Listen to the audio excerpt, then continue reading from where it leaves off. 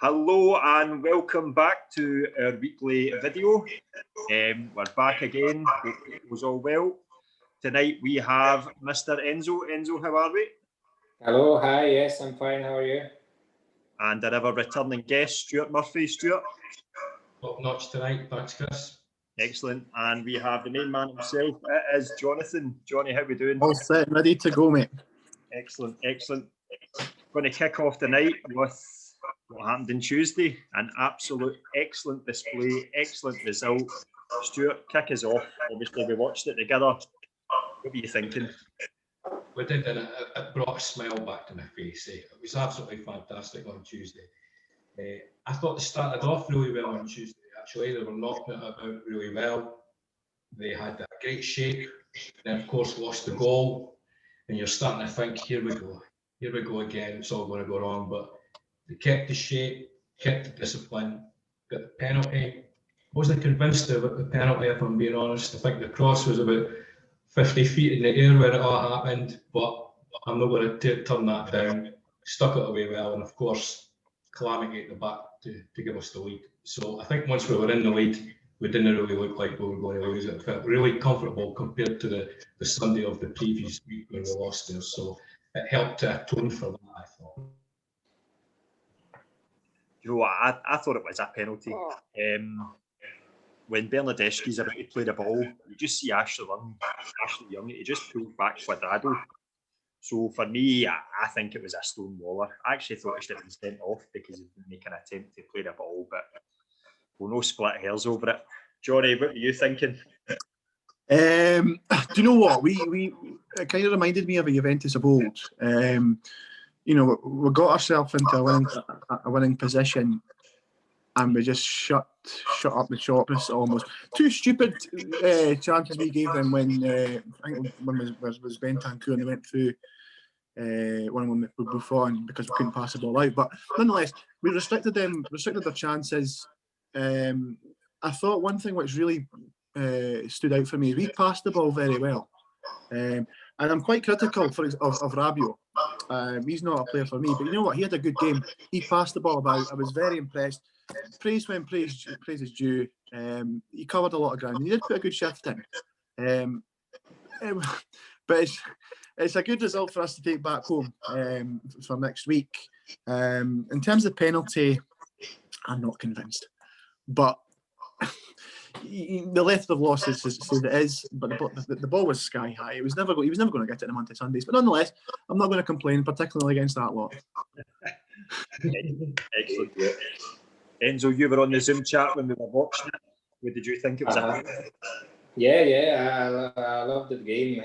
Obviously, the result was fantastic. Winning against Inter Milan and Milan is even better. I think I agree with Jonathan. I think the first half was very good. The midfield was very strong. The second half was a bit of a pain to watch because they kept starting the ball from the goal, and they made a couple of mistakes and gave them a very easy chances to score. They have to change that. They have to do something about that. I think the penalty was a penalty, all right. He was holding Quadrado's arm for 5 seconds. I know the ball never went near him, but he was holding him even before the ball left Bernardeschi's foot. So I think it's a penalty all day long. Aye, for me it's a penalty. I think what Johnny's saying, we were a wee bit slack in the second half. The one where Demiral has to clear it off the line, I was absolutely fizzing there because in total control of the game. You know, you're up 2-1, especially away from home, and it's just so lazy, you know, so laboured to give the ball away, but they get away with it. But all in all, totally deserved the win. Is everybody going to qualify now? Just very quickly there, Chris. I think if I was to be critical, because I can't praise them without being critical. Our chance creation wasn't so good compared to the amount of times we had the ball. But other than that, I just had to get it in. Sorry, I'm quite content with it. We want to get points as possible. True. You think we'll qualify in the second leg next week? Yeah, absolutely. I think they'll shut up shop. I don't see them.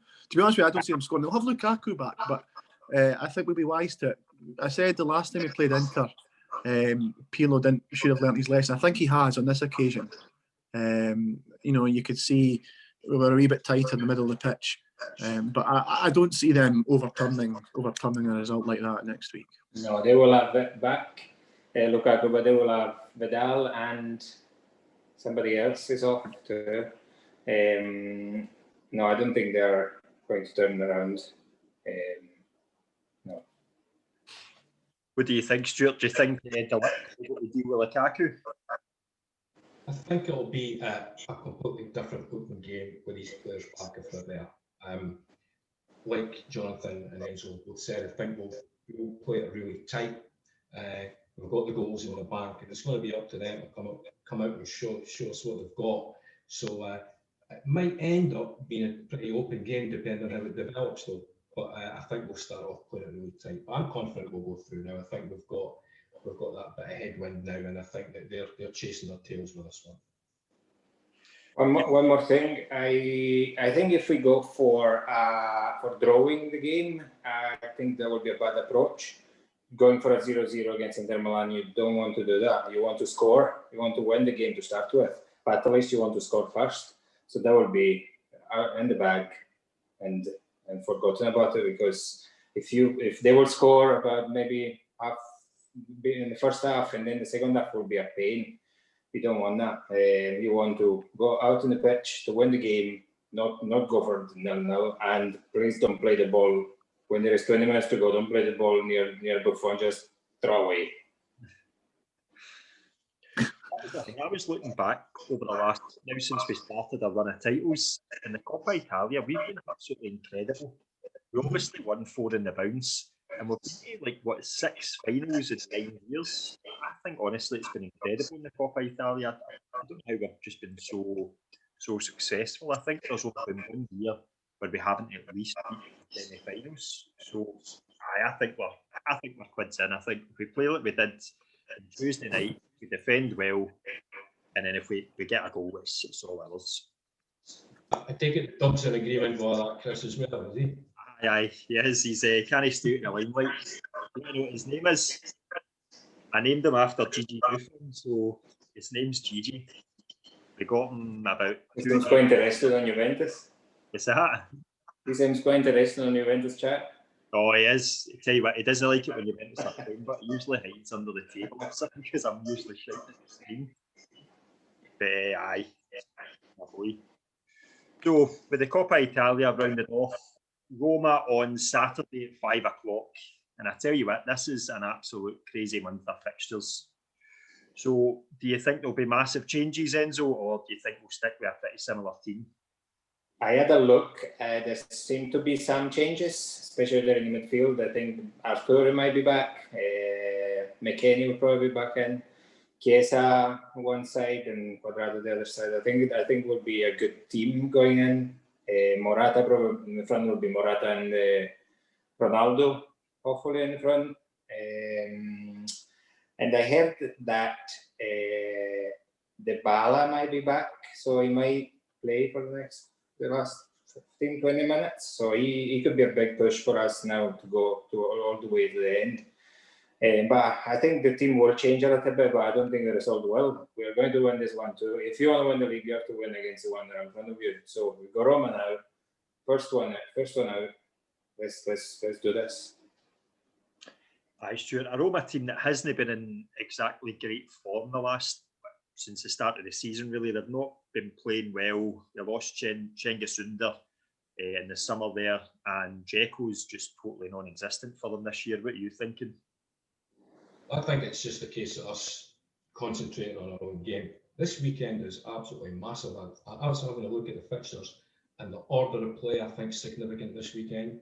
So Inter are playing on Friday.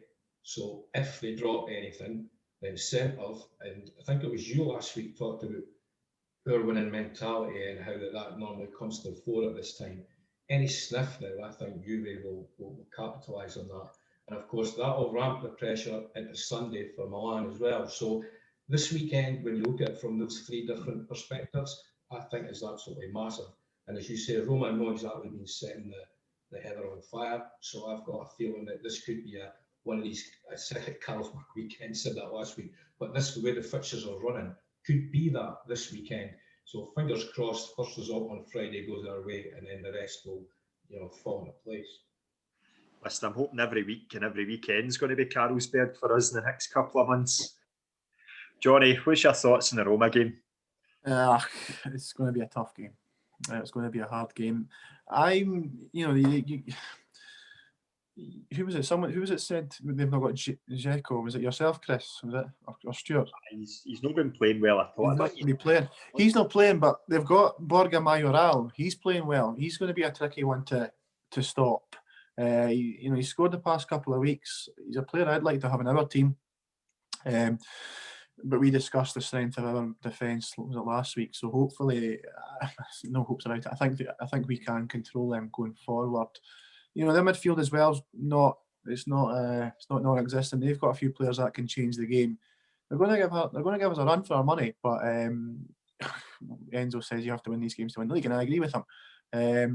In terms of what our midfield's like, I think we're going to be relatively consistent in terms of Arthur back, Bentancur, McKennie will play.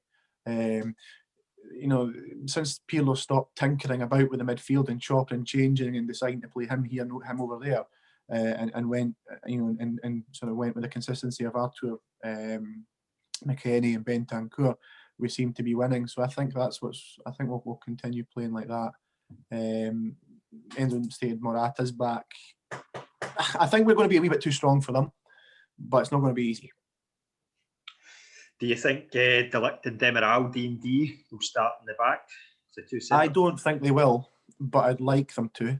I think they did a good job against Inter. It's a bit of a shame because the Coppa Italia, it doesn't seem to be taken too seriously until recently. Actually, when I was younger, it wasn't really taken too seriously, and it was a chance for maybe squad players to get a run out until fairly recently, as I mentioned. But I think for our defence, we'll play De Ligt, I think. But I think Chiellini or Bonucci will return. It's a big game. I said last week, in terms of our defence, I think De Ligt and Bonucci should play 2/3 of the games. So in my opinion, Bonucci should come back in with De Ligt. But I'd like to see Demiral play on this occasion. If that's a hypocrisy at the highest order. No, I totally agree. I think our kind of two strongest centre backs now are De Ligt and Bonucci. As much as I want to see Demiral play, I think Bonucci's probably just a wee bit ahead of him. Yeah, I think we'll be too strong for them. They will give us a decent game, but I think as long as we don't do anything stupid, like get a man sent off or give away any stupid goals. Yeah. I think Ronaldo and Morata back in the field, I think they will win. There's no doubt about it. For me, will win. So, I understand why you're saying Bonucci and De Ligt, but at the same time, for a big boy against like Dzeko is, I think Chiellini would do a good job. Mm-hmm. Like he would do the same good job with a big boy like Lukaku. So like he does those like sportellate all the time. He's always banging against, and so I think he could do a good job against Dzeko too. So we're lucky to have so many good defenders that people can pick from. Well, that's what this team for the last, since Conte came in, has really been built on, is a fantastic defence. You had the original BBC, then when they started to get a wee bit tired, we brought in Rugani, and I know Rugani didn't develop, but he was still good at the time. And then once Barzagli really dropped off, we brought in De Ligt, to one of the best young centre-backs in the world, no doubt about it. One of the best centre-backs. I touched on that last week. Yeah. And then when you bring in Demiral, it solidifies how good our defence is. Like any one of those four players, for me, would pretty much walk into any team in the world. Maybe not Chiellini just now because he's older, but if Chiellini's fully fitted, he could walk into pretty much any team in the world. Yeah. So with that being said, it is now in the first week of February, and we have had very little transfer business in February. Johnny, I know you were talking about it. I said a couple of weeks ago I thought we would end up with a nice little ball player, not someone who's necessarily too expensive, but someone who could play a creative role, ping the ball about, not brilliant, but equally so better than the rest.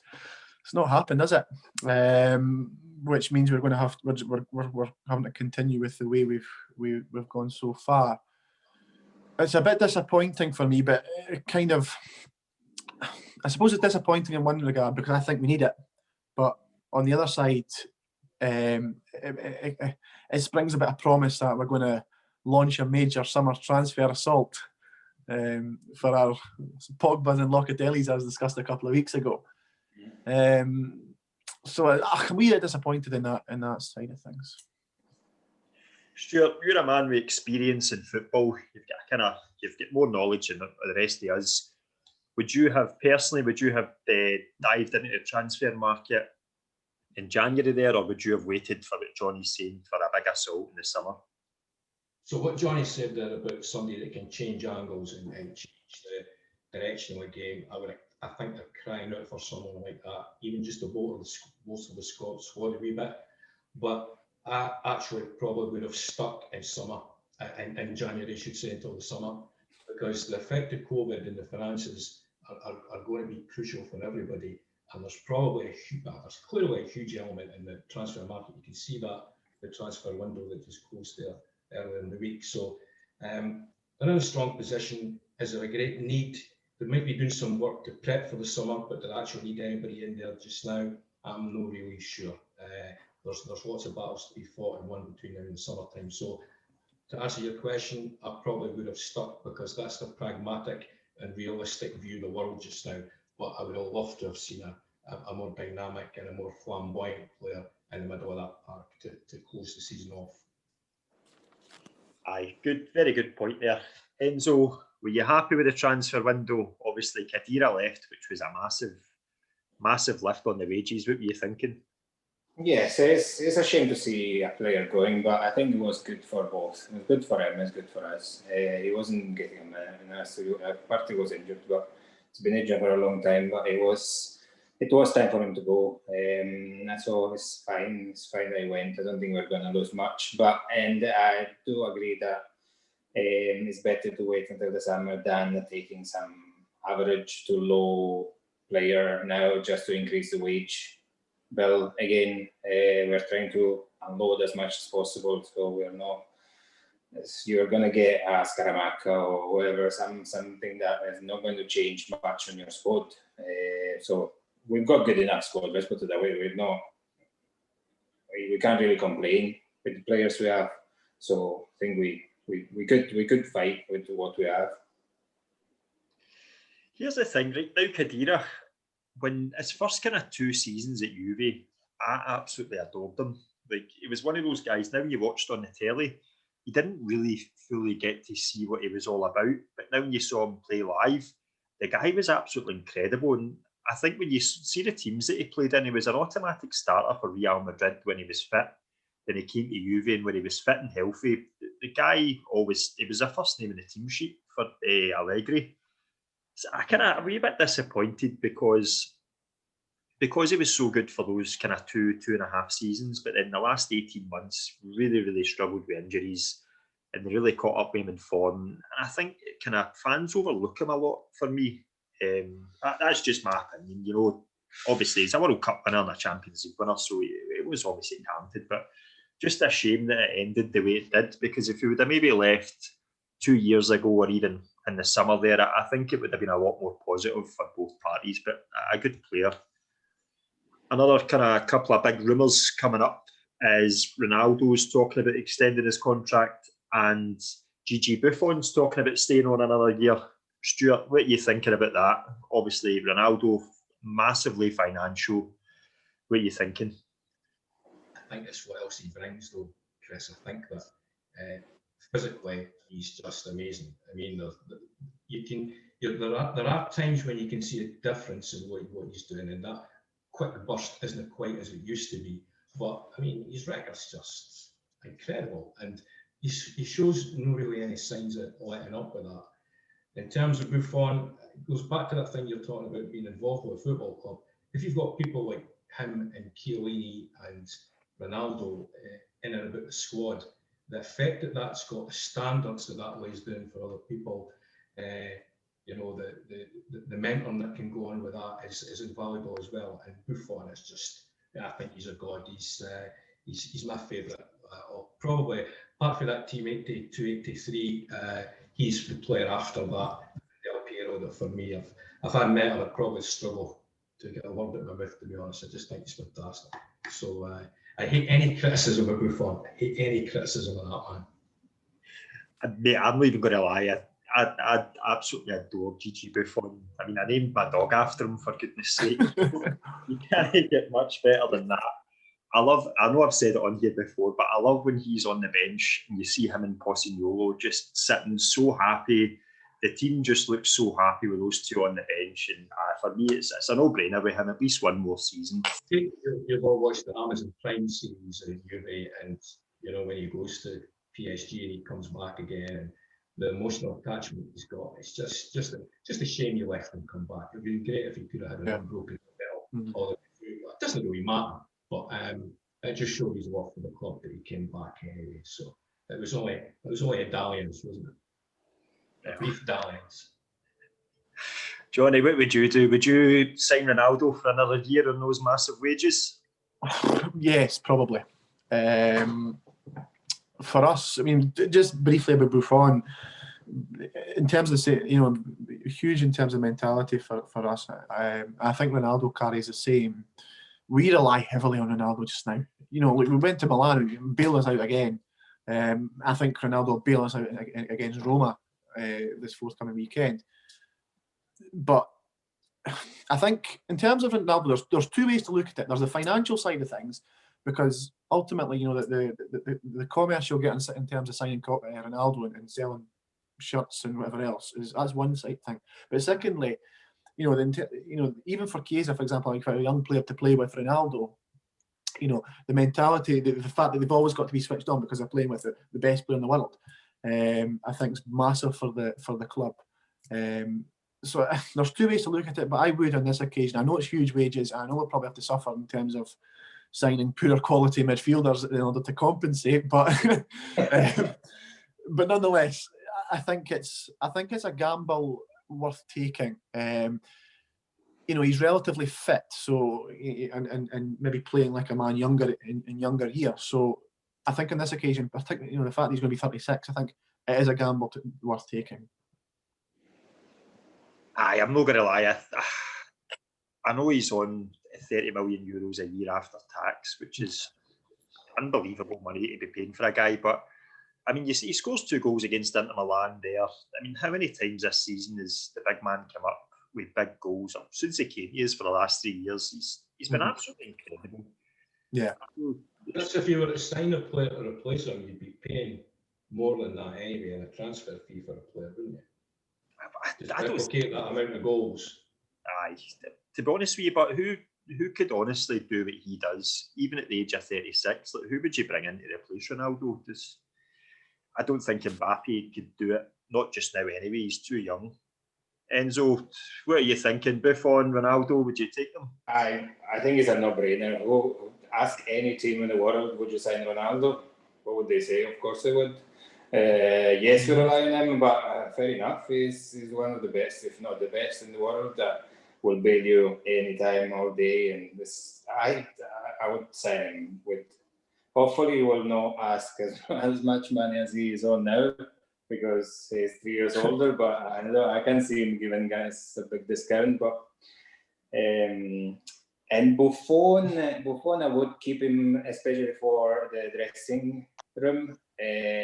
He is the flag, Juventus flag, pretty much. He is the captain and know how to pitch.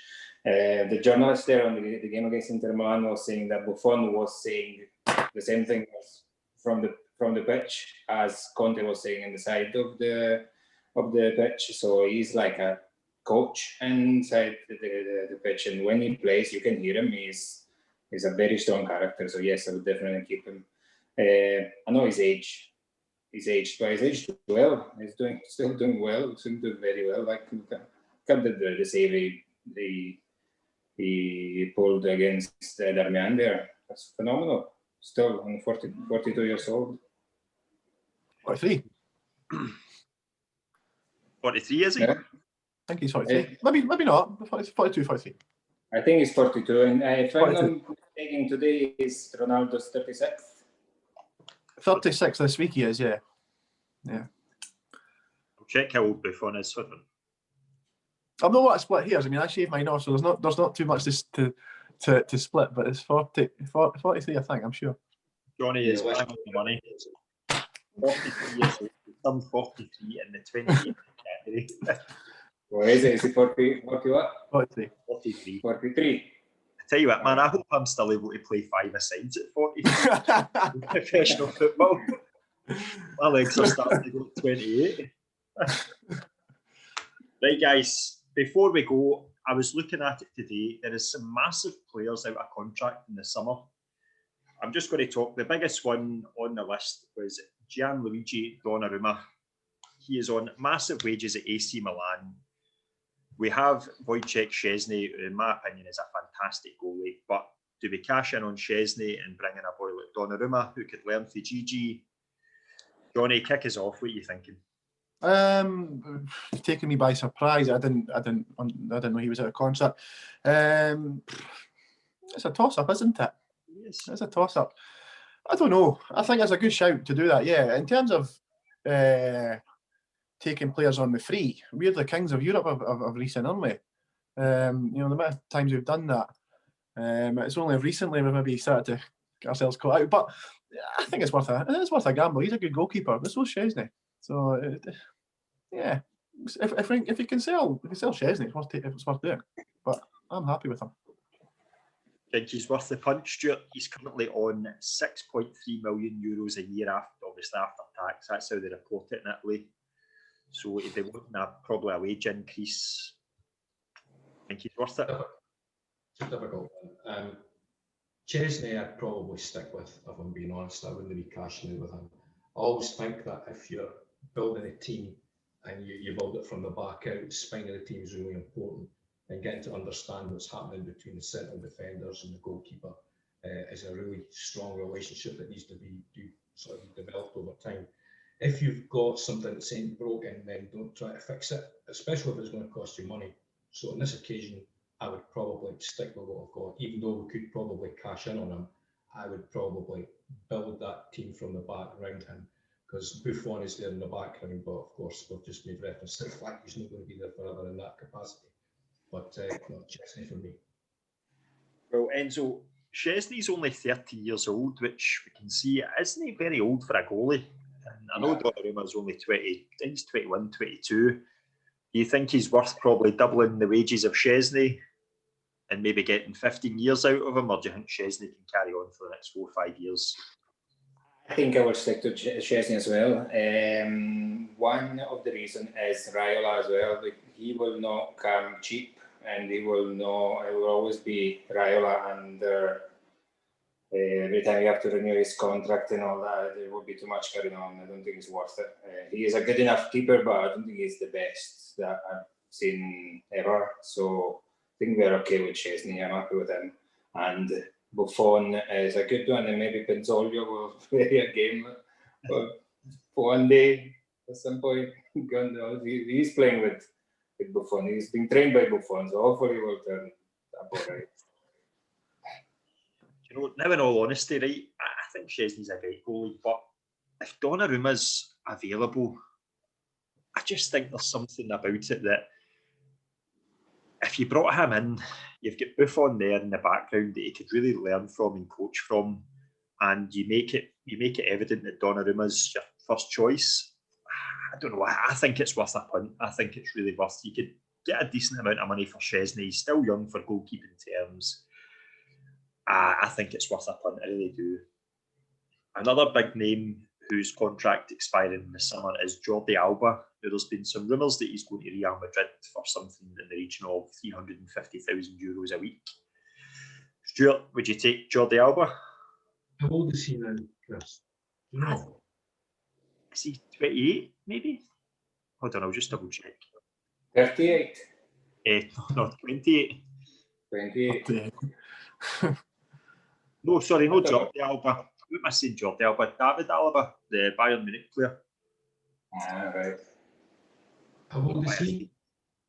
don't know why I said he's still young. I believe he's still a young man. He's in late 20s, maybe. I think you're right, 28, maybe. 28, he's the same age as myself. Yeah, then I think it'd be worth a go. For What position my- does he play, Chris? I'm not familiar with the player. What position does he play? He plays at right back for Bayern Munich. Of course he does. Yeah. Well, a pedigree like that, you don't get many of them at the pound. So yeah, if he was available in the summer and it was doable, then that would be worth looking at, because I still think that full-back positions for us are in and out. I mean, I'm not a Sandro fan at left back. Cuadrado's been excellent since he come back, but every now and again I come back to the point where I just want a really steady player in that position. So yeah, probably. Good. Johnny, would you pay the massive wages if it was going to be 350 grand a week instead of Cuadrado? No, I don't think we need him. No? Nah. I mean, Stuart's right. He's not a fan of Cuadrado and Alexandro, but you'd be for him to come in, we'd have to move one or two of them on. I've stated I'm not too happy with Cuadrado, but recently he's been playing well. I'm quite happy with our back four. I don't think we need him. Enzo, 350 grand a week? I'm not sure about him in particular, but I think we could do with a left back and a right back, even as to give a rest to Cuadrado, because if you take Cuadrado out of there, who are you going to play? Apart from Danilo, but he as a right back, I don't think he's the best. So I think we could do it, right back and left back, but I don't know if we need somebody that on the wage. Aye, it's a big wage. He's a good player, but I don't know if I think there might be better out there for cheaper, one that you can develop as well. Last transfer topic we're going to talk about before I go. There was another name linked in January with Juventus. It was a striker playing in Scotland. Funny enough, his name was Odsonne Edouard. Now, I've watched this guy for a couple of years at Celtic. We all know I like Celtic as well, getting a wee bit away. I think the boy's good, but I don't think he's good enough to play for a team like Juve, especially not at the age of 22. Does anybody else think differently, or would anybody else take him? You know what, Chris, what struck me about him in the last few months has been his attitude. It's the mentality of the guy rather than his ability. That seems, he's a bit of a lazy player, a bit of a I'm the kingpin type of guy. There's some talk about him leaving. He took his foot off the pedal a wee bit, I thought. Anybody that shows up like that for me, it's big question marks. Ability-wise, I'm not even sure he would cut the mustard either, so it'd be a no from me, I'm afraid, with Edouard. Enzo, you watched a wee bit of Scottish football. Have you seen much of Eddie? Not too much, to be honest. So I heard the name, and I think he scored quite a good bit of goals as well. And speaking on with friends here, they do seem to think that he is just about to do a step up to a big team, and that will obviously help him because his age is quite young, isn't he? He's about 21, 22. 22. I think he's 23. I think he's 23, but yeah, around that age. 22, 23. That is the time to go to a big team and prove himself. But I don't know if Juventus is the right team, or maybe it's a bit too big a team. You can do a step in between, before going to one of us. But as I said, I don't really know him that well, so I can't say too much. Johnny, obviously you're a Scottish football fan. We'll not say what team you support on here. You've seen a wee bit of odds on Edouard. Do you think he would cut the mustard for a team like Juve, or do you think it's a step too much? Do you know what? I think he's entitled to have a shot at it. I've never really given much thought about Edouard until I saw that article in the news. I think he's a good player. I like a striker that can hold the ball up, like what Inter have got in Lukaku, and then put the ball out wide. I don't know if he could do it for us. I think as Enzo says, we are a step higher, or 2 steps higher than Celtic. So that he's looking at going to the next stage, not missing a stage. I would not be adverse to having him and give him a go.